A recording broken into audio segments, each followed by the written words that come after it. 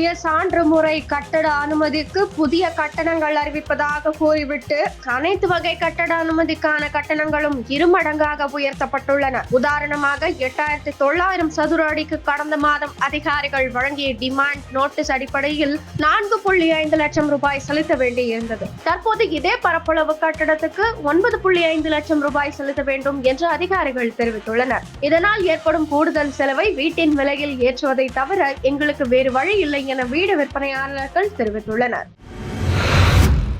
கொளத்தூர் தொகுதியில் முதலமைச்சர் ஸ்டாலினிடம் உதயநிதிக்கு துணை முதல்வர் பதவி வழங்க வேண்டும் என கோரிக்கைகள் வலுத்து வருகிறது என செய்தியாளர்கள் கேள்வி எழுப்பினர். அதற்கு பதிலளித்த ஸ்டாலின் வலுத்துள்ளதே தவிர பழுக்கவில்லை என கூறினார். மேலும் சென்னையில் எவ்வளவு பெரிய மழை வந்தாலும் அதை சமாளிக்க தமது தலைமையிலான அரசு தயாராக உள்ளதாகவும் கூறினார். பருவமழைக்கு முன்னாடியே தென்மேற்கு இப்ப நமக்கு சென்னைக்கு மழை பெஞ்சிருக்கு. நேற்று ஒரு நாள் மட்டுமே 12 சென்டிமீட்டர் மழை. வரலாற்று மழை அதிகமா இருக்குங்கிறத போர்காஸ்டர் சொல்லியிருக்காங்க. இப்படிப்பட்ட மழை வந்தாலும் சந்திப்பதற்கு இந்த அரசு தயாரா இருக்கு. சார், அமைச்சர் உதயநிதி ஸ்டாலின் அமைச்சர் உதயநிதி ஸ்டாலின் துணை முதலமைச்சர் ஆகணும்னு பல்வேறு கோரிக்கை வலுத்திருக்கு. முதலமைச்சர் பரிசீலிப்பாரா? வலுத்திருக்கு தவிர பழுத்தில்லை. பாஜகவினர் அத்திக்கடவு திட்ட செயல்பாட்டுக்காக போராட்டம் நடத்தப்படும் என்று அறிவித்திருந்தனர். அவர்கள் கோரிக்கை நியாயமானது என்று கூறியுள்ள வீட்டு வசதி மற்றும் நகர்ப்புற வளர்ச்சித்துறை அமைச்சர் முத்துசாமி, பாஜகவினருக்கு திட்டத்தில் உள்ள பிரச்சனை குறித்து விளக்கம் அளிக்க நாங்கள் தயாராக உள்ளோம். அரசுக்கு பாஜக ஒத்துழைப்பு அளிக்க வேண்டும். பாஜகவினர் அறிவித்துள்ள உண்ணாவிரத போராட்டத்தை தள்ளி வைக்க வேண்டும். பாஜக மாநில தலைவர் அண்ணாமலைக்கு திட்டம் குறித்த நிலைமையை முழுமையாக யாரும் சொல்லவில்லை என்று கூறியுள்ளார்.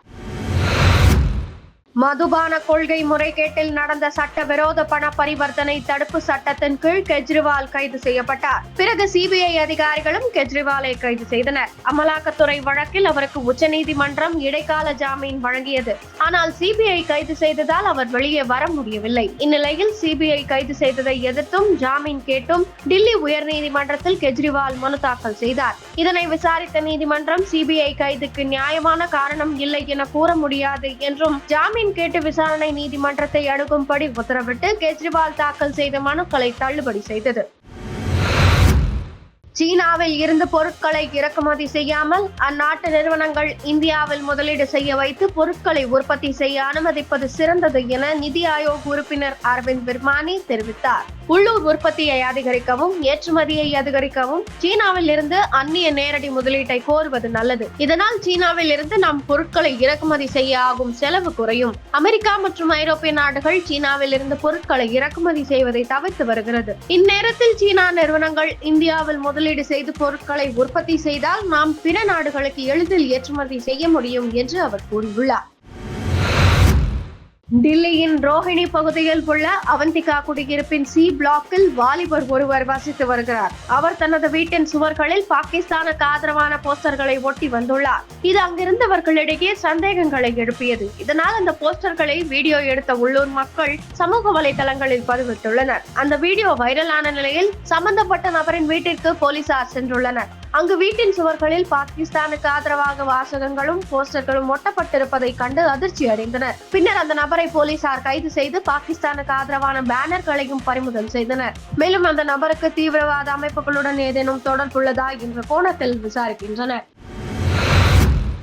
வங்கதேசத்தில் இருந்து வெளியேறிய ஷேக் ஹசீனா ராணுவ விமானம் மூலம் யூபியின் காசியாபாத்தில் உள்ள ஹிண்டன் விமானப்படை தளத்திற்கு வந்தடைந்தார். மாணவர்களின் போராட்டம் காரணமாக பிரதமர் பதவியில் இருந்து விலகிய ஷேக் ஹசீனா சகோதரியுடன் ராணுவத்திற்கு சொந்தமான C-130 விமானம் மூலம் நாட்டை விட்டு வெளியேறினார். அங்கு ராணுவ ஆட்சி அமலாகி உள்ளது. ஷேக் ஹசீனா எங்கு சென்றார் என்ற தகவல் வெளியாகாத நிலையில் அவர் திரிபுரா தலைநகர் அகர்தலா சென்றார். அங்கிருந்து காசியாபாத் வந்தடைந்தார். பிறகு வேறு நாட்டிற்கு செல்ல திட்டமிட்டுள்ளதாகவும் கூறப்படுகிறது. இங்கிருந்து ஷேக் ஹசீனா லண்டன் செல்ல உள்ளதாக அவருக்கு நெருக்கமான வட்டாரங்கள் தெரிவித்துள்ளன. ஹசீனாவின் மகள் வீடு லண்டனில் தான் இருக்கிறது. தற்காலிகமாக வங்கதேசத்தில் ராணுவம் ஆட்சியை பிடித்துள்ளது. தயார் நிலையில் உள்ள இந்திய ராணுவம் இந்திய வங்கதேச எல்லையில் பாதுகாப்பை அதிகரித்துள்ளது. இந்நிலையில் ஹசீனா வெளியேறியதும் போராட்டக்காரர்கள் வீட்டினுள் நுழைந்து கையில் கிடைத்த பொருட்களை எல்லாம் எடுத்துக்கொண்டு சென்றனர்.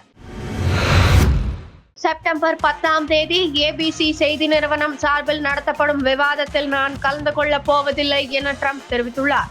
அதற்கு முன்னதாக செப்டம்பர் 4ஆம் தேதி ஃபாக்ஸ் நியூஸ் சார்பில் நடைபெறவுள்ள விவாதத்தில் கலந்து கொள்வதாக கூறியிருந்த ட்ரம்ப் ஃபாக்ஸ் நியூஸ் விவாதத்தில் கலந்து கொள்ள கமலா ஹாரிஸ் ஒப்புக்கொள்ளாவிட்டால் அவருடன் இனி நேரடி விவாதம் நடத்தப் போவதில்லை என்று திட்டவட்டமாக தெரிவித்திருந்தார். எனினும் ட்ரம்பின் இந்த மாற்று யோசனையை கமலா ஹாரிஸ் நிராகரித்துள்ளார்.